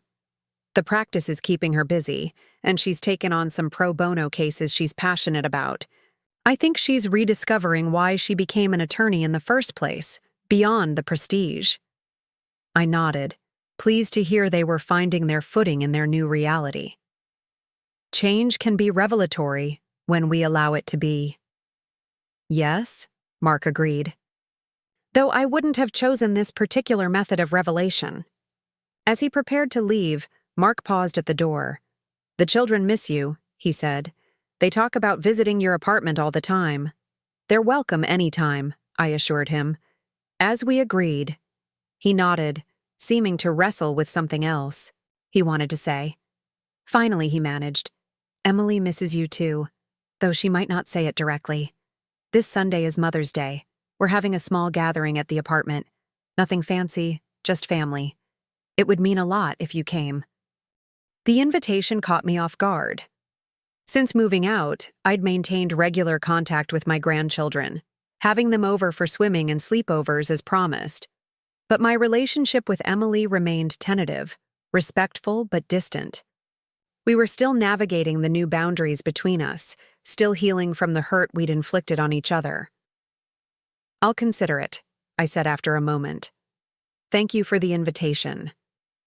After Mark left, I stood by the window of my office, gazing out at the Chicago skyline. Mother's Day. The holiday carried a weight of expectations, of prescribed emotions and ritualized appreciations. In years past, it had been marked by brunches at upscale restaurants, elaborate flower arrangements, expensive gifts. This year would be different, simpler, perhaps more genuine, but also laden with the complicated history we now shared. Sunday arrived bright and clear. I stood outside the modest apartment building in Henderson Park, a small gift bag in one hand, a bouquet of wildflowers in the other. The neighborhood was pleasant, tree-lined streets, children playing in the nearby park, an atmosphere of comfortable community rather than ostentatious luxury. Emily answered the door, surprise flickering across her face before she composed herself. Mom, she said warmly. You came? I hope that's all right, I replied, offering the flowers. Mark extended the invitation. Of course it's all right, she assured me, accepting the bouquet with genuine pleasure. The kids will be thrilled. They're in the living room with Mark. Go on in while I put these in water. The apartment was modest but thoughtfully arranged. Family photos lined the walls, including several of me with the children at my new place. Olivia spotted me first, her face lighting up as she rushed over. Grandma, I didn't know you were coming. She threw her arms around me in a fierce hug. Nathan followed quickly, his greeting equally enthusiastic if slightly more restrained, befitting his growing sense of himself as too old for excessive displays of affection. Mark nodded from across the room, a small smile acknowledging his role in orchestrating this reunion.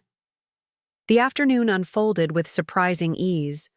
We ate a simple meal that Emily had prepared, nothing elaborate, but made with care. The children showed me their rooms, proudly pointing out how they'd decorated their smaller spaces to reflect their personalities. Even in reduced circumstances, they had adapted with the resilience of youth, finding joy in new experiences rather than dwelling on what they'd lost. After lunch, while Mark and the children went to the park across the street to play catch, Emily and I found ourselves alone in the kitchen, cleaning up. A familiar domesticity settled between us as we fell into the rhythm of washing and drying dishes. "Thank you for coming today," Emily said quietly. "It means a lot to the kids. And to me." I smiled, handing her a dried plate to put away. "It's been a good day. Different from our usual Mother's Day celebrations, but perhaps better in some ways." Emily nodded, understanding my meaning. "More authentic," she agreed. "Less about appearances and more about just being together." We worked in companionable silence for a moment before she spoke again. "I've been thinking a lot about that day, when Mark and I told you that you needed to move out, that you were a burden. I've been trying to understand how I could have been so callous, so disrespectful to my own mother." "And have you?" I asked gently. "Understood it?" She sighed, setting down the dish towel. "Partly. I think I was afraid. Of financial insecurity, yes, but also of seeing what aging might look like, of confronting my own future vulnerabilities through you. And I was caught up in maintaining a lifestyle that, it turns out, we couldn't legitimately afford. Fear makes us do terrible things sometimes," I acknowledged. "Especially fear of losing status, security, identity. The irony is that we lost those things anyway," Emily said with a rueful smile. "But in losing them, we've gained something else. Perspective, maybe, or authenticity." "And how do you feel about that trade-off?" I asked, curious about her evolution. She considered the question carefully. "Most days I'm at peace with it. The practice is doing well. The kids are thriving in their new schools. Mark is—" She paused, searching for the right words. "He's different, more present, more genuine. Sometimes I think he's actually happier now, without the constant pressure of maintaining the facade." "And you?" I pressed gently. "Are you happier?" "I'm getting there," she admitted. "There are moments when I miss the old life, the house, the status, the ease of not having to think about money. But then I remember that it was all built on lies, and this—" She gestured around the modest kitchen. "This is real. There's value in that." I nodded, understanding completely. Reality has a solidity that illusions can never match, no matter how beautiful they may appear. Emily reached for my hand, her expression suddenly vulnerable. "I'm sorry, Mom, for how we treated you, for what we said, for not seeing your value beyond what you could do for us. You deserved better."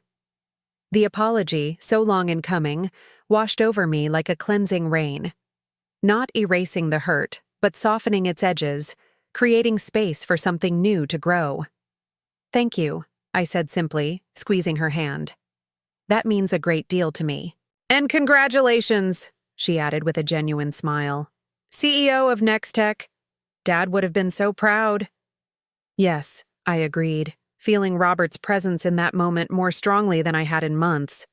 "I think he would have been." As the afternoon light slanted through the apartment windows, casting a golden glow over the simple scene, I reflected on the strange, circuitous path that had brought me here. From the corporate world to widowhood, from rejection to reinvention, from burden to boss, each step, even the painful ones, had been necessary to arrive at this moment of authentic connection. Later, as I prepared to leave, Olivia handed me a clumsily wrapped package. "Happy Mother's Day, Grandma," she said proudly. "I made it myself." Inside was a framed photograph she had taken during one of their visits to my apartment. The three of us on the balcony, lake and sky stretching endlessly behind us, all of us laughing at some forgotten joke. She had decorated the frame with shells and small stones collected from the lakeshore, each one carefully glued in place. "It's beautiful," I told her, genuinely touched by the thoughtful gift. "I'll put it on my desk at work."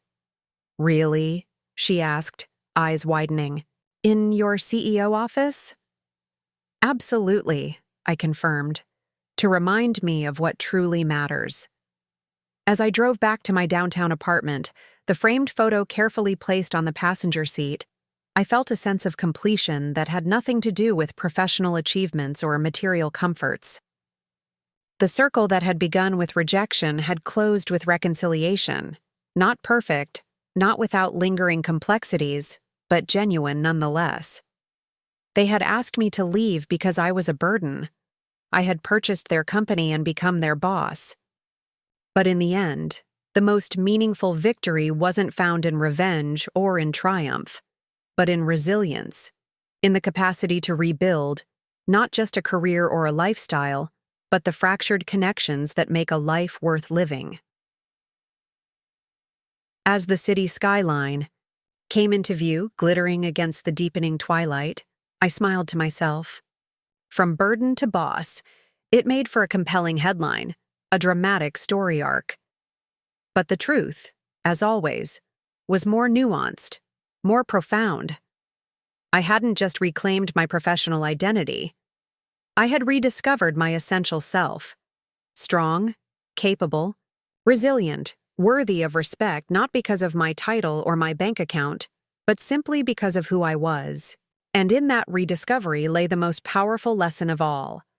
Our value is intrinsic, unchangeable by circumstance or others' perceptions. We need only the courage to remember it, even when, especially when, the world conspires to make us forget.